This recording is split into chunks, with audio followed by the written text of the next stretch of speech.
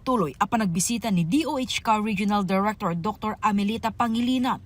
Opisyal na i-turn over ti cheque at 24,750,000 pesos kanupat nga hemodialysis unit iti Abra Provincial Hospital. Ti 24.75 million pesos ket first tranche ti 50 million pesos akid daw atulong iti Abra Provincial Hospital manipod DOH. Parte daytoy iti panggep ti APH nga agbalin a level 2 hospital. Actually, yung 24.7 is a part lang ng 50 million granted to us, allocated para sa Abra Provincial Hospital for infra projects. And these projects nga, kas naibak tatay, these are geared para iti consolidation tayo, makonsolidate ti pagka-level 1 tayo, and also para iti objective tayo nga maka-level 2 hospital. Para anong tumat di sumaro no di second tranche na to? Kasama matlaang. Kasama matlaang dito 24.7 part la di 50 million nga overall para iti objective tayo nga maka-level 2 hospital. Ti hemodialysis unit ket maiserbi laeng kadagiti inpatient wenno kadagiti naka-admit iti ospital. Dagiti adaan chronic kidney disease wenno kidney serious condition ti adda ngagkasapulan ti dialysis treatment. Very important nga ti hemodialysis. Ti present setup tayo, our dialysis patients, they have to go to the AMDC. Sa Jeddah nga pa nag-dialysis ka private hospital, private entity.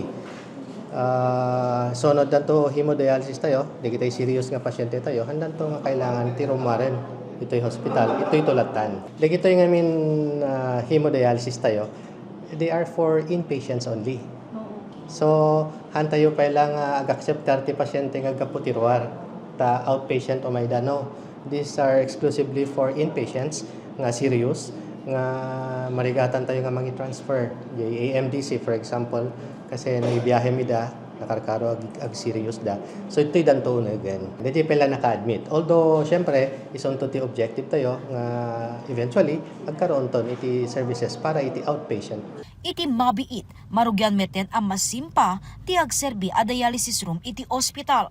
Maikid daw to pay meten ti additional budget para iti kanayunan a manpower para iti baro a maijaya a serbisyo ti salunat. Target da a mausar dagiti dialysis machine iti daytoy metlaeng atawen. Dagiti naited a para ti kanayunan a serbisyo ti salunat ket agturong ti nasaysaya at a serbisyo para kadagiti a brenyo. Itintero a rehiyon Cordillera upat paylaeng ti level 2 hospital.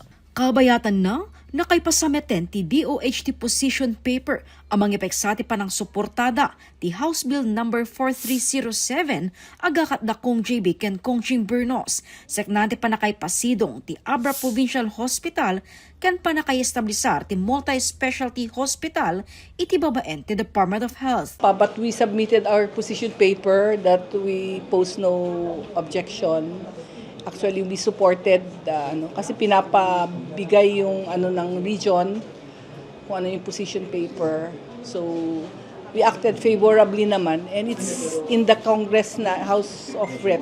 At the House of Representatives, that was November last year. So, first hearing yon. So, okay naman. Ang sabi is a second na hearing daw. I think sa Senate. Naangay met ti Nutrilip wenno Nutrition Leadership and Equity Acceleration Program iti probinsya. Programa metlaing daytoy ti DOH amang papigsa ti nutrition programs iti komunidad kontra ti malnutrisyon kenda dumapay a nutrition-related health problems. Basar iti record, top 3 iti amin a parameters iti probinsya ang nakitaan ti nutrition problem. Mamati ti Department of Health nga ti usto a nutrisyon ket pundasyon ti nasayaat a salunat. Jessica Boreta, Balitang, Solid North.